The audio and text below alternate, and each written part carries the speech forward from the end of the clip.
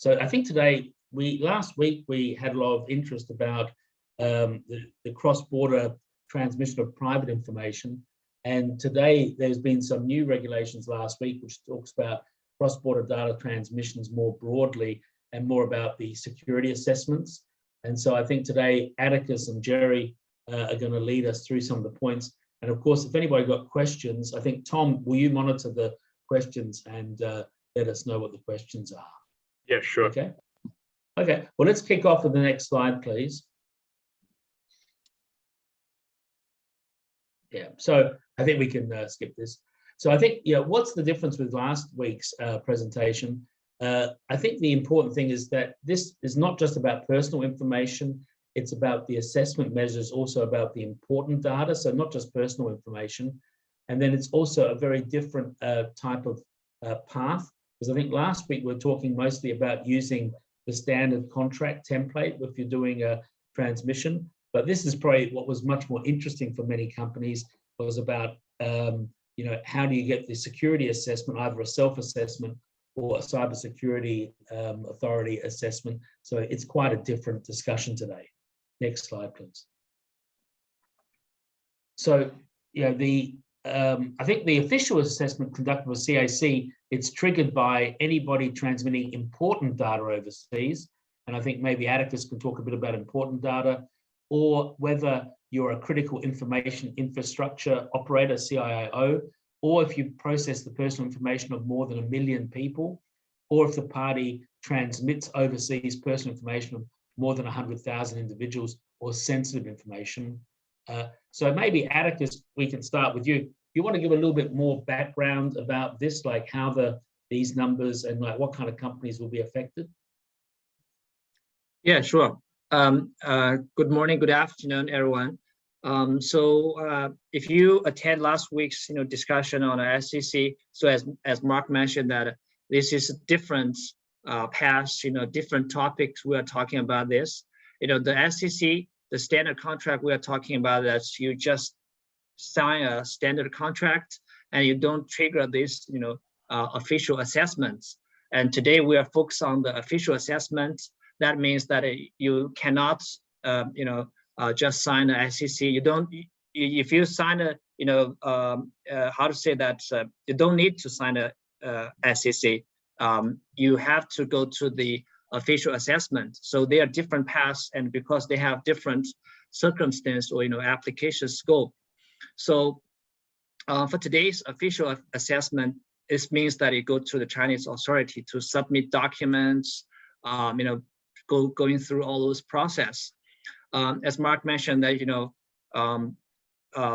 this actually the page of this is just highlight those thresholds that you need to go through this official assessment. The first one is important data. We have, I think we can, Jerry later on can talk about more in detail about important data. But in a very simple way, the important data on the PRC law is not just you think, the data that's important for your business, for your company. Is there's a definition on the PRC law, what is called important data. So that's the one thing that I want to clarify. The other one is the threshold is a kind of status or capacity. If you're a CIO, then if you transfer the personal information, then you have to go through the official assessment. And in the last session that we also discussed a bit on the CIO, generally it's very those areas or those companies that operate in the banking or energy or resources or power or all those public transportation or in those areas. So that's the very general description. And Jerry can also do more expand on this scope interpretation. And also the other one maybe I need to highlight is that, for example, if your company process personal information of more than 1 million individuals, you trigger this requirement. People may say that how can I calculate the 1 million? It's for example in 3 years ago that I have, processed transfer the information of 1 million, but after that I stopped that. So whether I still have to go through this official assessment. So there's no official interpretation at the moment because the regulation is quite new. But generally, from our understanding of this is so basically we understand and refer to the current status, how much information, personal information, you are processing at the moment. I think that's the maybe easiest way to to calculate or consider the quantity. The other one is more numbers. So there's numbers 100,000 individuals and also 10,000 sensitive personal information of individuals. There's also a time frame that to calculate this amount is from the January 1st of the previous year. So this is give you 2 years to calculate. For example, if I transfer this information in the past 3 years, I reached this threshold, and especially in the the first year that maybe I transferred more, in the second or third year transfer less, maybe you don't have to go through this process because the threshold may be not triggered in the past 2 years. So that's basically how you calculate. And also maybe people will think about this is referred to the number of individuals I transferred or the number of piece of personal information. So basically the understanding is the number of individuals. For example, from many multinational companies that they transfer the employees, their employees' information outside of China. Maybe each year they transfer many times because of management needs. But this just calculated in our understanding is just, for example, for one employee, this just one time. It's just calculated one. So this is based on the individual number of individual, not on the piece of information. So that should be clear on how to calculate that one. And also for the regulations that they have a catch-all clauses that are the requirements by the CAC, the Chinese authority. So in the future, maybe the authority maybe give more threshold, but at the moment it's just three categories as listed in this page. Yeah, that's the threshold of the official assessment, Mark. Okay, so I guess it means that it's pretty broad. So do you think it's going to be really possible in practice for the Cybersecurity Administration to do this? Because there must be thousands and thousands of companies. I mean, every company that is consumer facing would be affected. And I guess, I understand it's per person, but with employees, I guess any company with more than 10,000 employees, because I guess sensitive personal information will be employee data. So what do you think is going to happen? How would it be enforced? How will the Cybersecurity Administration look at this, do you think? Yeah, that's actually, we are thinking about, the Threshold Act, previous to draft, people are thinking, the threshold is too low. So that's, every company, especially, consumer-facing companies, that's very easy to trigger these requirements. But now they just, this low threshold have already published. I think that, if triggered, they have to, go through this process. But I think this is really, in practice, they have a problem for the CAC, how they process or review all those millions of applications, millions of documents from those companies. I think in reality it's really difficult. Maybe in the especially in the later page we will mention that the time frame, how long the CAC will need to finish this one. Generally this is need to about 3 months. So consider the large amount of applications. I think it's really difficult, maybe for the CAC have the capacity to complete that. Okay, great. So maybe we move to the next slide.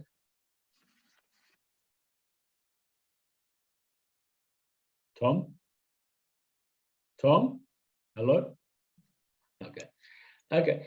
So the self-assessment, so maybe if we could just talk a bit about the self-assessment. So I guess, I think also from last week's discussion, it seems that it's a layered approach. So probably the standard contract's the minimum, but then you have a self-assessment, then you have an assessment. Can you maybe just tell us a little bit about the highlights of what's this self-assessment? How does it look, and how will this work in practice? Yeah, sure. And for the self-assessment, we need to maybe highlight, based on the current regulations, especially if we compare the first draft in last year and this year. So the self-assessment, our understanding at the moment is that the self-assessment may only trigger if the official assessment is triggered. If the company reached this threshold, they need to go through those security assessment, then you need to go do the self-assessment. That's our understanding at the moment, especially when we're reading the different wording between the first draft and this one. So that's one point that we want to share with you. And the requirements, the regulation also requirement that is, during the process of security assessment, the self-assessment report need to be done before that you submit the document. When you submit the document to the authority, you should already have a self-assessment report. That's the self-assessment report. The scope of that I need to do that is actually similar to the DPIA in terms of personal information. For example, the scope of the information and what the purpose, and who is the recipient, the legislation in the offshore territory, and how the data was processed. But this compared to the personal information, DPIA we all call PIPIA on the PRC law. That's the difference. I think major difference maybe are two. One is for the self-assessment on this cross-border regulations, the self-assessment not only cover personal information but also the important data. For the PIPIA, that does not cover important data. That's one thing. The other thing is for the self-assessment, for the this official assessment purpose, you need to address more this transfer of the personal data, the impact on the national security, especially the national security perspective that it needs to address, consider how those cross-border transfer that it will bring for such transmission. So that's right. So these like self-assessments, do you think like what kind of information do they have? Do they have like, they kind of say what kind of data you're transferring, who you're transferring it to, for what reason? But do they also ask you for like things like what security measures you take to keep the data safe and things like that? Yes. This also included what steps or measures you've taken, and also which document you have signed, and the document whether covers all those risks, and whether the data recipient has sufficient, as you mentioned, measures to keep the data safety, security. All those requirements will need to be included in the assessment. And also from the CAC's perspective, they will check all those points, from the national security, or from a security, especially a national security perspective. They will look at that one. Do you think so I guess they've got limited resources, so probably they will only look at what you submit, but not like investigate if it's true, unless there's a big hack or some other big problem. So do you think people are going to have to show evidence that they've got these things, or they can just say stuff? Or will they have to have the self-assessment? I understand there's the other assessment, but the self-assessment, will they need third party? Will they need like a IT report or a lawyer's opinion or something like that, which shows what they're saying is true? Otherwise, I guess you can put anything in the report. Yeah, that could be possible because, for example, if especially in the part that the CAC require that the company, the applicant provide document to show, to prove that the recipient has those sufficiently technical or security measures. In that way, maybe third parties kind of certification, all those documents, supporting documents may be required, to prove to those required security measures or other, steps has been taken. And so if somebody triggers it overseas, so let's say there's a cosmetics brand who has a big online presence in China, like they sell, but they don't have an entity in China, but they've got more than 10,000 or people, in their loyalty program, or let's say 1 million. So it's very clear. Will foreign companies be able to submit these self-assessments, or how would they do it? Yeah, I think this is a question of, kind of, if I understand, in these circumstances, the offshore entity, the cosmetic company, that they have a website, and they directly collect this information from the website, and they don't have a Chinese presence and entity in China. So basically, that's we call extraterritorial effect. So if they collect all those personal information from China, the China law also apply to them. However, for this part, because there's no step for the transmission, it's just the offshore entity directly collect this information. So currently, the understanding is such type of collection may not trigger this official assessment, and which means they do not need to make the application and go through this process. But so far, that's our understanding. But this may also need to wait and see whether the government will expand the scope and for this type of collection of information. Okay, great. So next slide, perhaps. So a bit about the cross-border transmission. So I guess we already touched on about it just now. So maybe tell everybody a little bit about what kind of transmissions are caught within this phrase. Yeah. So basically, I think the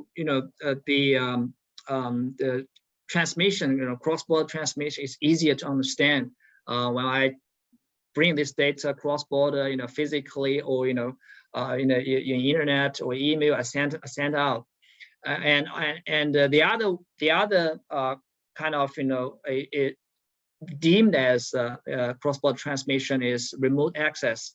Now I think it's commonly used that for example, for very common, I think, in headquarters, that they access the local server in China, hosted in China, and they just access those data, and then they do the work in the headquarters. So the regulation itself does not specify or clarify remote access also applies to these constitutes cross-border transmission. But the CAC in its a written Q&A, I think that's kind of type of interpretation. So they mentioned those remote access also deemed as cross-border transmission. So this is also will trigger this. For example, if Chinese company allows the headquarters engineers to access data hosted in a server locally, so that's also trigger the requirement if the numbers are reached. Do people look at the data in different kind of groups? So let's say you got a loyalty program with 1.2 million people's data, and you've got 3,000 employees in China, do you have to, because you passed the threshold of the 1 million data subjects for one type of work, but on the other one, you don't have 10,000 people for the employment stuff, do you have to also disclose and do a self-assessment on the employees? Is it like once you're caught in one part of a threshold, do you have to show all of your cross-border transfers, even if they're below the threshold?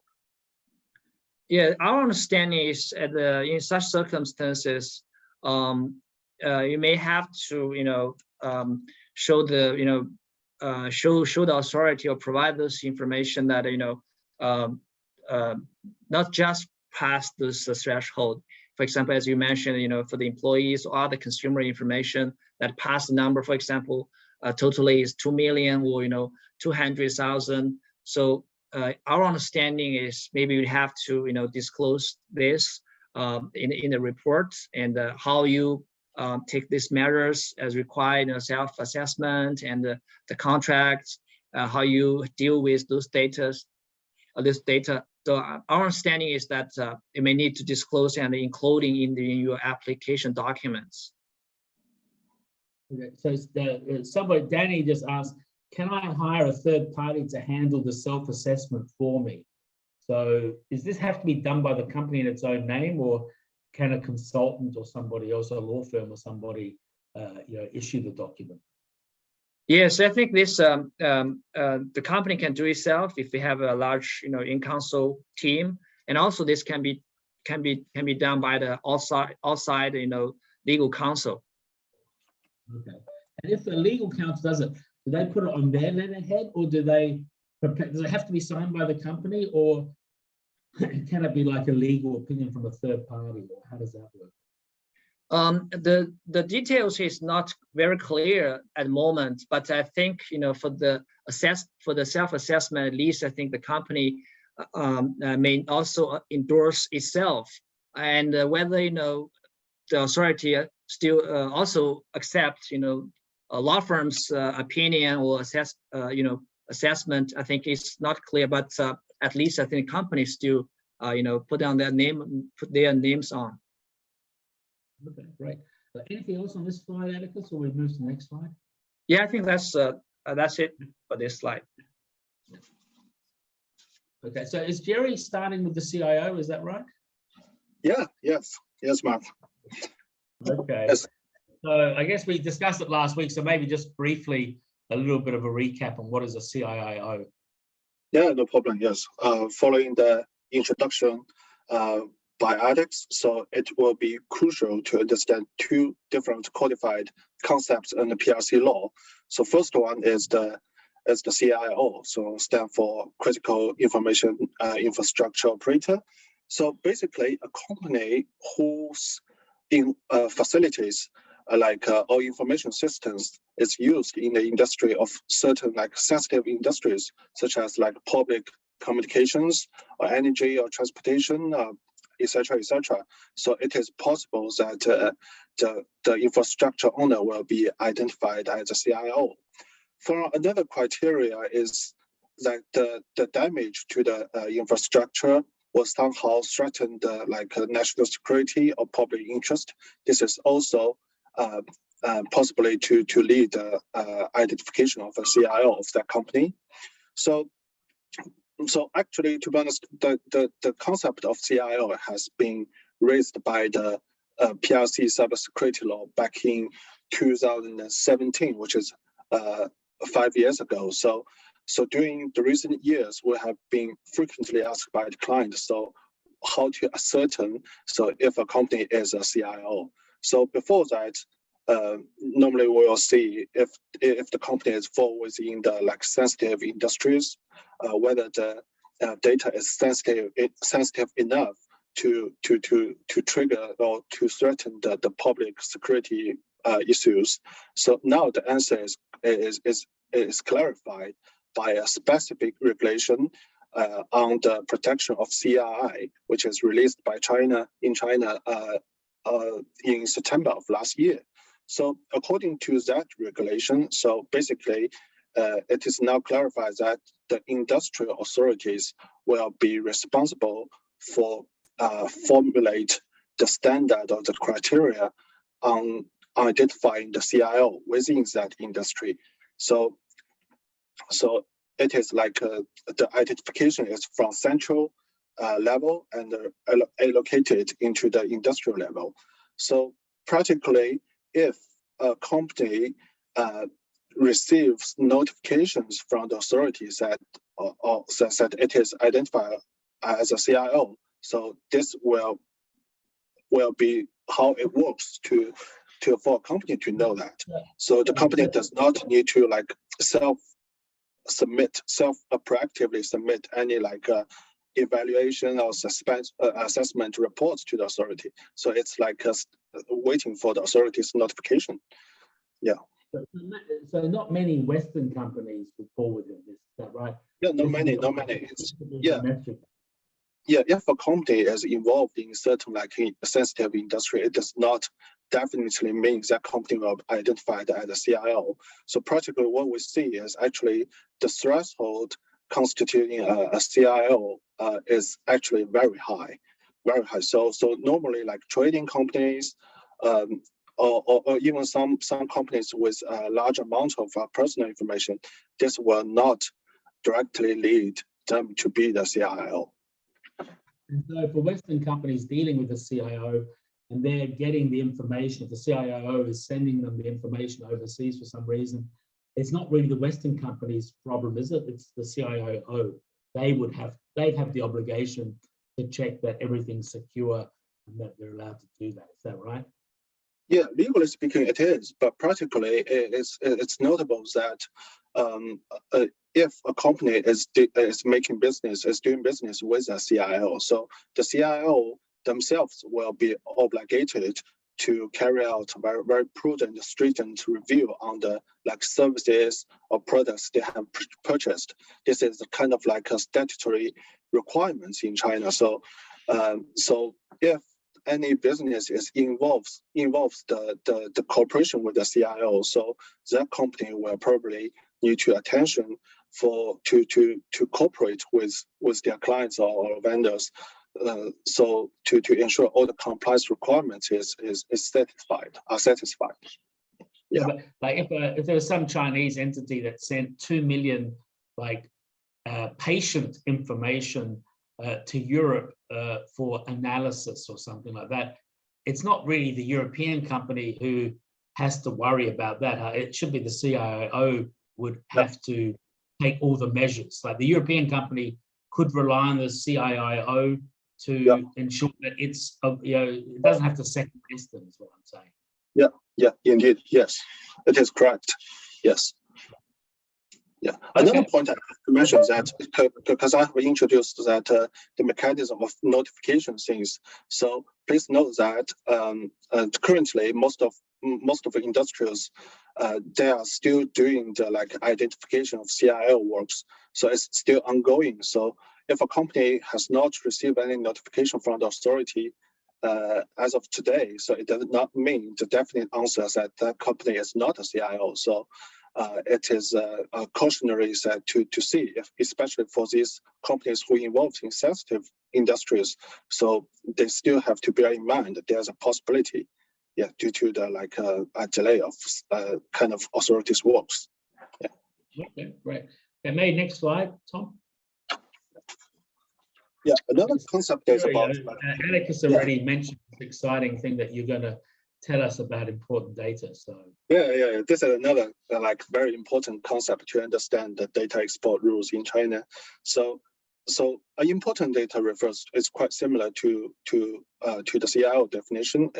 But CIO definition is about infrastructure, but here is about data, content-wise. So whether the data is possibly to threaten the like national security, economic operation, and social stability, etc., and the public interest. So it's also similar that industrial authorities are responsible for identifying the scope and the standard as to identify the important data within respective industries. So currently, what we see from the market is that most of the industrials, they have yet to be released the detailed exact scope of important data, but except for like automotive industry, it's very clear in the regulation specifically for automotive data. So the several kinds of like important data in the industry that covers both the like charging network status information, or some certain like mapping or location information, but also it's also comprised with personal information that exceeding the volume of 10,000 individuals. So it is notable that important data may either cover like the personal information and the non-personal information. So logically, to large extent, so CIL is quite closely like connected with the important data. But please note that it's not, in extreme cases, it's not all the data processed by CIL will be the important data, and vice versa. So not all the like important, if a company is not identified as a CIL, it does not mean that all the data processed by that non-CIL operator does not constitute the important data. Yeah. It seems that they're going to make it very difficult. It seems like, that automotive, you said 10,000 people's personal data. Yeah. You would think the definition there wouldn't be 10,000 people who drive a Volvo, that would really endanger national security, the economy of the country, social stability, or public health. So it seems that the definition looks much higher, and then look at what the automotive regulations are. It seems that they've gone quite low. So it seems they're going to try to catch everything as being important data. Yeah, especially in automotive industry. So if like a famous vehicle brand, for these companies, it's very easy for them to reach the threshold.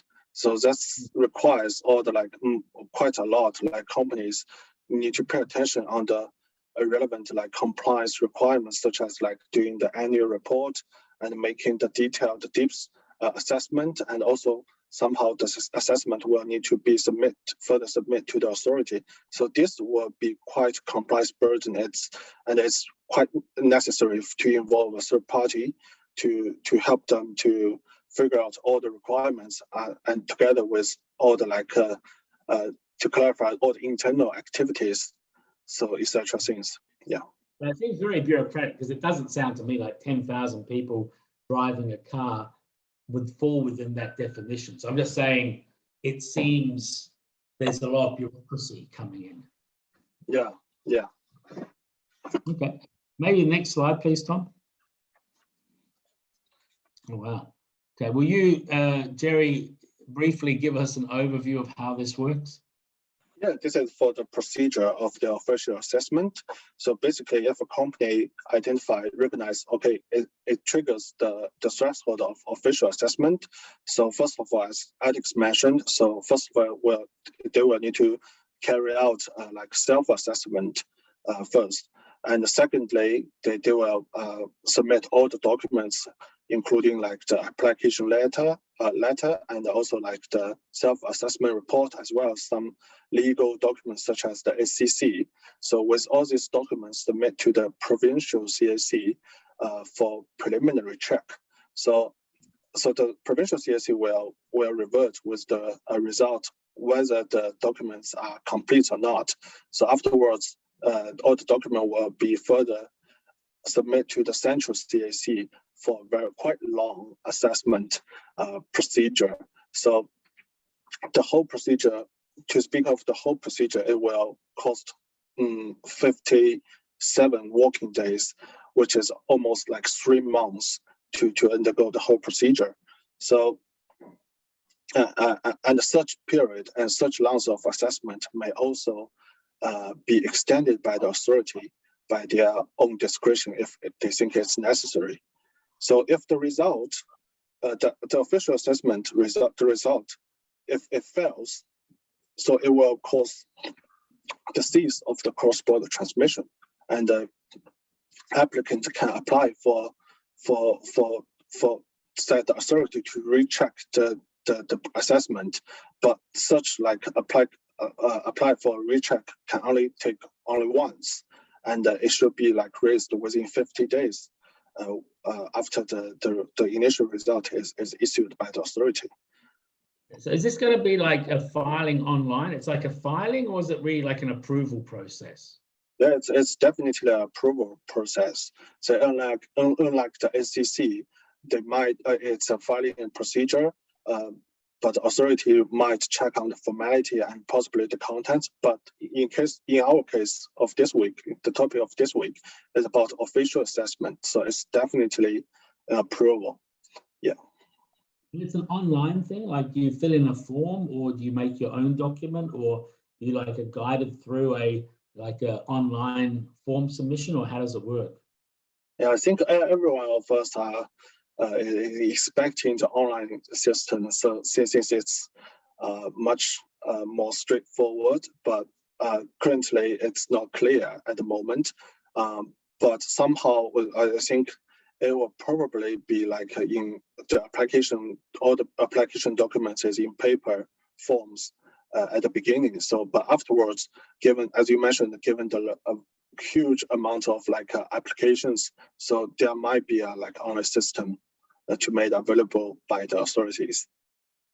And if you don't get, if you terminate the official assessment process, or you just don't get that approval, that means, I guess, you're not allowed to continue to give access, remote access, or you're not allowed to transmit overseas. So then you have to find some way to deal with that. Is that right?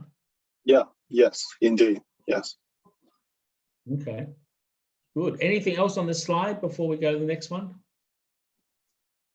Yeah, there's another point, is like it's officially recommended by the CAC, that because all the application documents contain the ACC or somehow the other legal documents, like such as agreement with the providing party and the overseas recipient.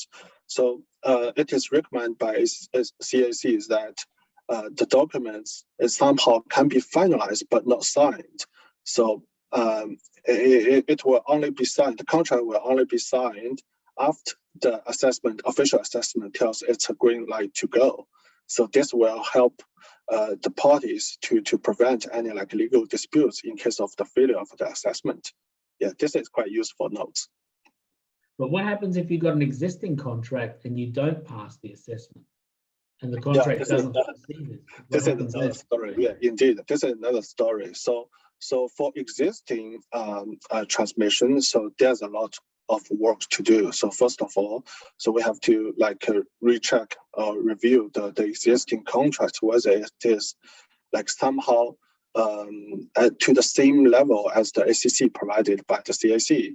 But also like the ACC we talked last week is mainly about the personal information. But for today, so we further covers the official assessment, further covers the important data. So that means the content of the content of the contract, also the nature of the contract, need to be reviewed in case of that the authority is not satisfied with the drafting or conclusion of the contract. Yeah. If you have an existing contract, I guess the problem is it's going to be a potential dispute, or you have to renegotiate. If it doesn't have the provisions which they like, or they don't like something, I guess it means maybe it's even force majeure because people weren't expecting this. I don't know. But anyway, it's a tricky issue, I guess. Is what I'm saying. Yeah, it's a tricky issue. It's complicated. It cannot be easily to link with the force majeure, but somehow, because the note I propose is somehow the recommendation from the authority. This is like it's not a mandatory requirement that the document must not be signed before the assessment. It's kind of like protection measures for the parties. It's kind of, yeah. No, I'm just saying though, somebody might have signed a document 6 months ago before this thing was issued, and they've got a binding contract, and now they don't get the official approval, and then they're in a issue because they have to pay somebody to process the information, but they might not be allowed to send the information. So I guess there's complicated things to look into. Yes. And this is probably a force majeure. Sorry for that. Yeah. That's it. Okay. So Tom, maybe the next slide, please. Okay. So how long? So I guess I don't know if it's in another slide, but do we have a bit of a grace period? And then I guess once you get the official assessment, how long are you safe? Yeah, it's about like 2 years after the results is obtained. So 2 years does not include all the time cost for undergo the assessment. So it's 2 years after the result is given. So, but notably, the result is highly subject to any like change. So according to what we read from the regulation is that such change might be minor. So it might, for example, if the change of the place where storing the data, so this might trigger a new assessment. So also, if a party is experiencing a change of control, so another like assessment will also be needed. So what we suggest is like, so if we are planning or we are doing a transmission, cross-border transmission, we try to like make all the elements to be not changed as much as possible. So this is will be prevent the company or the parties to undergo another quite long, like 3 months official assessment again. So, yeah. So this would mean if you've got 2 years, but if there's, I mean, I guess it's very subjective. So let's say you're processing 2 million people's data, and after a year, your business really takes off, and you suddenly have 6 million people's data. Do you have to refile, or you don't have to refile, or is it unclear? I think it's unclear, but we have some like preference understanding. For example, if the volume of the data is decreased, so this somehow means the potential risk, the level of potential risk is lower. So it might not like trigger another assessment. But if in opposite way, so probably the authority will challenge. So this is not the same story when the first like assessment is made. Yeah. Well, I think we have to look at the purpose. I mean, so the purpose of the assessment is to see that you've got a safe and secure way of dealing with data. So I guess if you have less data, well, that's nice. Or if you localize it, that's nice. But I guess also the legislation overseas, that would only be if another jurisdiction weakened their legislation, softened it. If they made it stricter, that wouldn't make sense that you have to reapply because the data is more secure than when it was approved, I guess. Yeah, indeed, yes. Okay, good. Does that mean for an M&A project, if there was a lot of data, if if one company took over another company, would that mean that this kind of is something you have to do as part of the M&A process before the information's handed over, because a lot of that information might end up overseas? Yeah, exactly, especially for M&A transactions. So if so the parties will have to consider the potential impacts of the brought by the transaction to the cross-border transmission practice. So especially because it's expressly mentioned in the regulation. So if the recipient party or transmitting party is experiencing a change of control situation, so this will definitely lead to a new assessment. So this issue will need to be considered when designing an M&A transaction. I guess nobody knows, because you wrote here the assessment result of renewable. Does that, since we haven't even started the first assessments yet, but do people think after 2 years you just have to tell them what's changed, or do you have to do a whole new process again, or do you just kind of build on the old assessment result? I think the logic is like, if there's quite material change that will or like threaten or change the the original transmission. So this will simply like trigger another assessment within even the 2 years period is not expired. So when there's no change, so and the 2 years is about to expire, so the parties will have to apply for renewal of the assessment results in 60 working days before the expiration. So I think in this case, I think the renewed assessment will be quite straightforward since no element has been changed. So this will be taking shorter time, I think it's shorter than 3 months, or as we mentioned. Okay, great, thanks. Hey, next slide, Tom. Yeah. Okay, so I guess people are worried about how much time do people have to get ready for this? Yeah, but basically the official the assessment measures so will come into effect in within 2 months. I think it's September the 1st.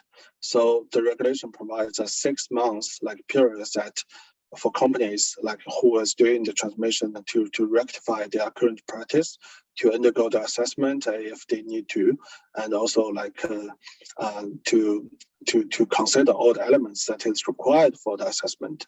So, but what we need to like advise is that companies should also take into consideration all the like necessary preparation time. So this will be all the preparation work will be time consuming. So basically this requires companies to mapping all the like relevant activities in terms of the like cross-border transfer, but also like to prepare all the like materials documents for application, such as the self-assessment report. And also there may still need time for parties to first of all like negotiate or formulate the legal documents like the agreements, transmission agreements, and also as mentioned by Mark, if there's any like existing transmission agreements, so another prudent review will need to be carried out to verify if the agreement itself is satisfied with the requirements from the authority.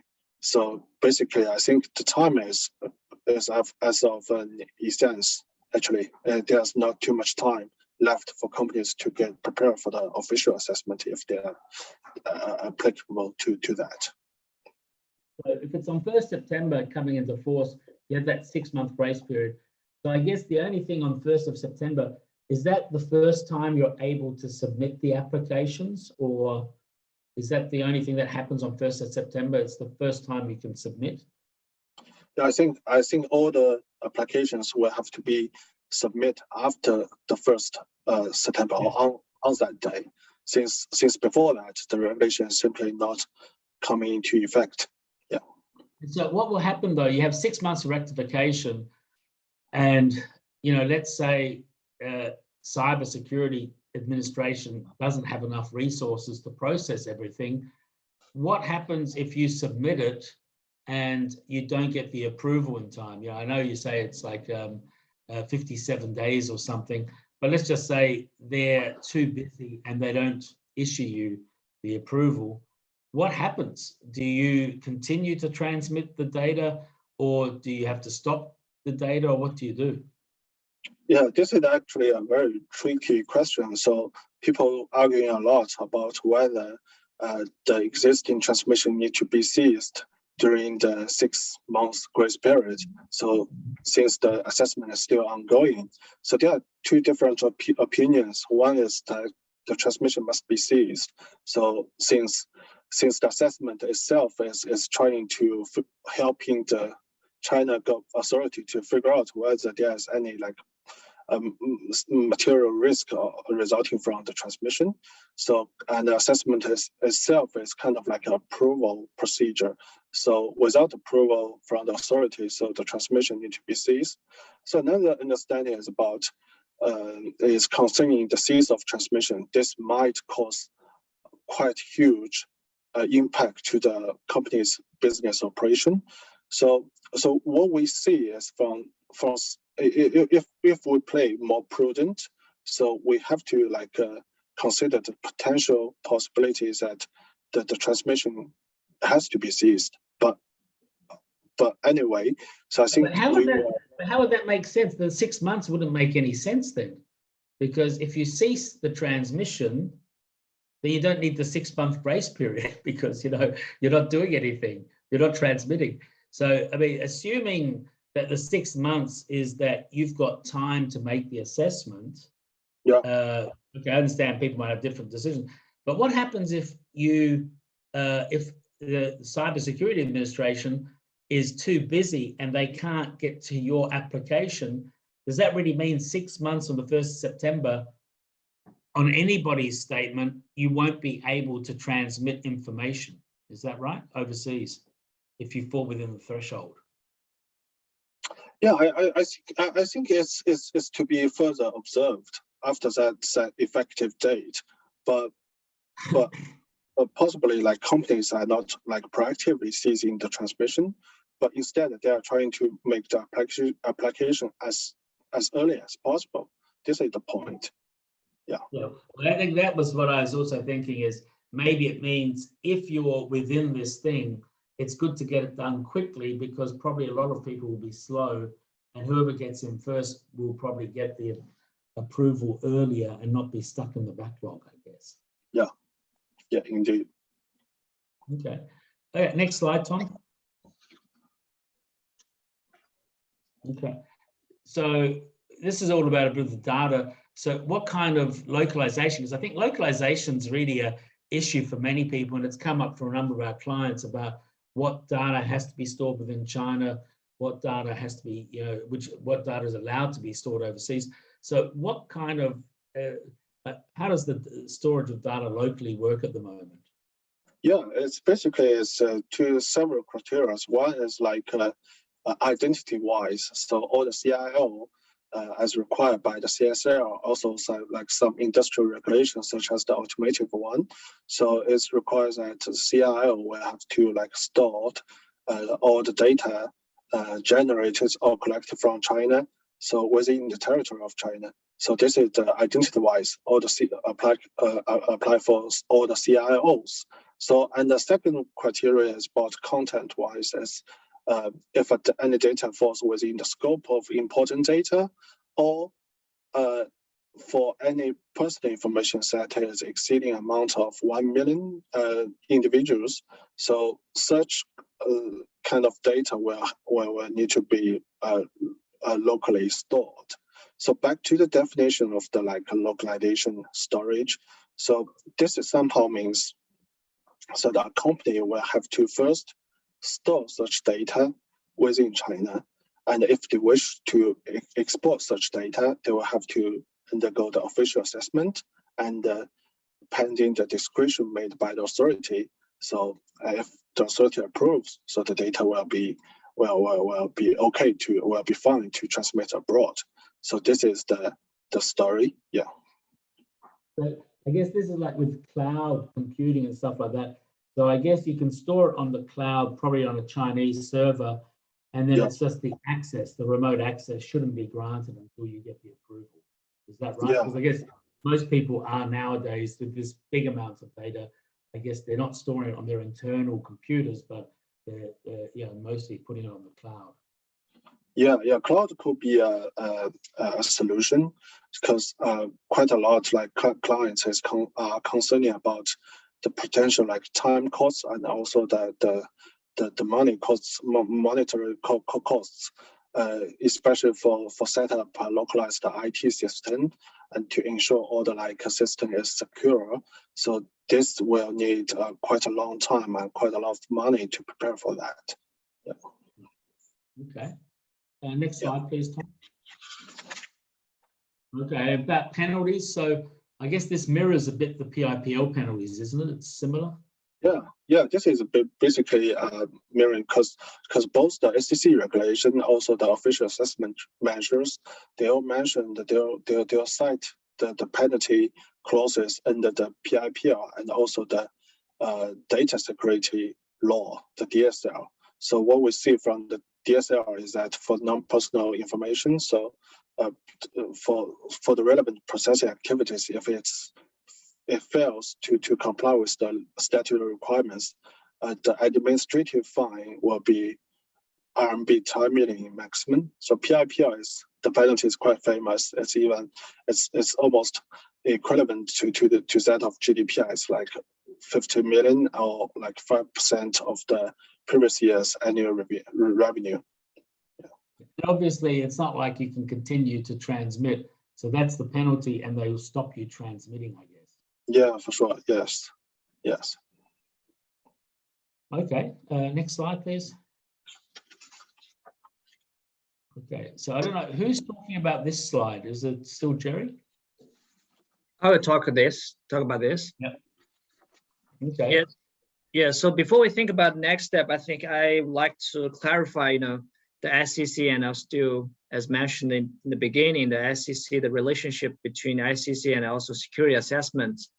I think Jerry, during the discussions, also mentioned SEC, but this is just mentioned that the template of SEC standard contract may be used during that process, but that does not mean, entity will apply to, either both of SEC, that procedure, that pass, or the security assessment. So I want to clarify that. So in short, that company will either go to the SEC pass or go to the security assessment part. They will not go to both. So the SEC contract may be used in a security assessment for convenience, for the authorities review for their convenience, but they are different paths. So that one thing that I would like to clarify again. And also, in terms of next step, I think Mark and Jerry actually already mentioned that. First of all, I think companies need to figure out which path they have to go. For example, if they trigger these thresholds for the security assessment, either they transmit the important data, or they reach the numbers, the quantity threshold, they need to go to the security assessment. If companies just dealing with very small amounts of personal data, so they will go to the SEC standard contract. And also for information, I think in our understanding is the SEC standard contract may also be officially issued by September 1st. Because at that time the security assessment regulation will come into force. So I think the Chinese authority will make this complete SEC or the security assessment in place by that time. So for the next step is the key thing, I think we need to companies need to figure out which path they have to apply. But if security assessment have to their choice, or they actually don't have the choice, if this have to do. So I think, as Mark mentioned, the time actually left is very, very limited because of the capacity, because of this uncertainty.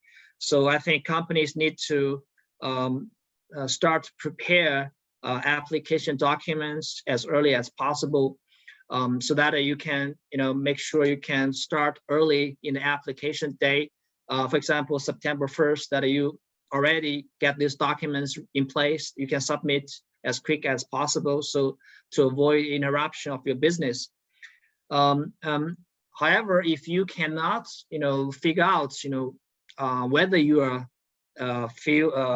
fall within the scope, then you need to think about what type of data.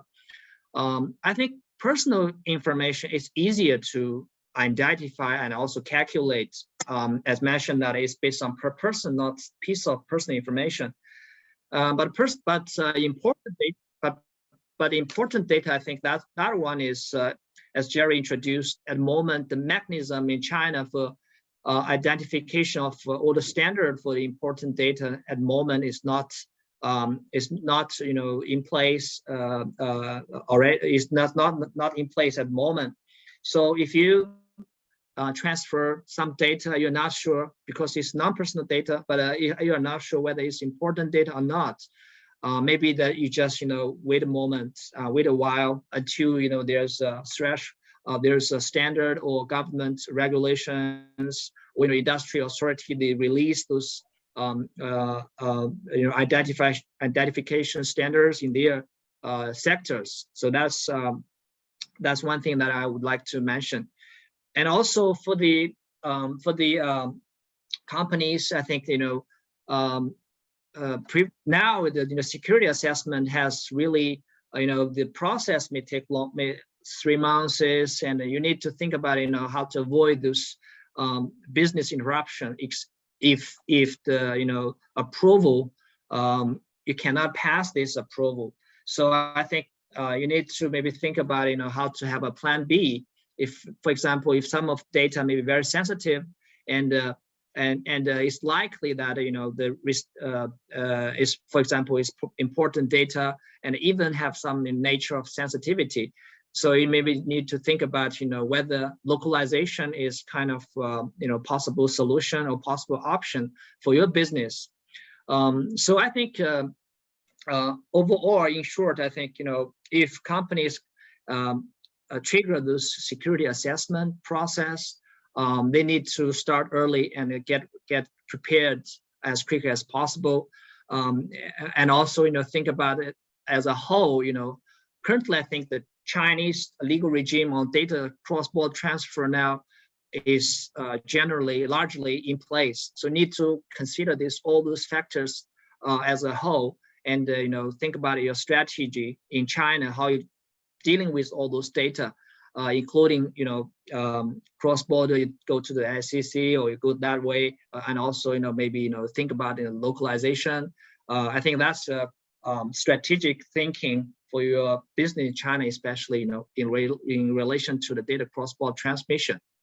That's my view on this, Mark. Okay, thanks. Okay, Jerry, do you have any other views on that, or you agree with that, or you have any other things you want to? No, I basically agree with ethics. It's the new law. The progress in legislative progress is quite obvious and advanced of this year. So it is highly recommended for companies to take actions as soon as possible. Yeah. Great. Okay, next slide, please, Tom. So I think I don't think there were any questions in the box. So I think it's pretty clear. I think if anybody has questions, I guess they can reach out to either Atticus or Jerry. And I think you guys are both happy to look at people's businesses and identify if there's any major issues, or give them a bit of a heads up as to what they could do. Next slide, please, Tom, if there's another one. Okay, so I think, I think we'll close it up there then. So thanks, Atticus, and thanks, Jerry, for today. And I guess we'll keep people up to date if there's any new developments in the China data field. Okay, thank you. Yeah, thank you. Thank you.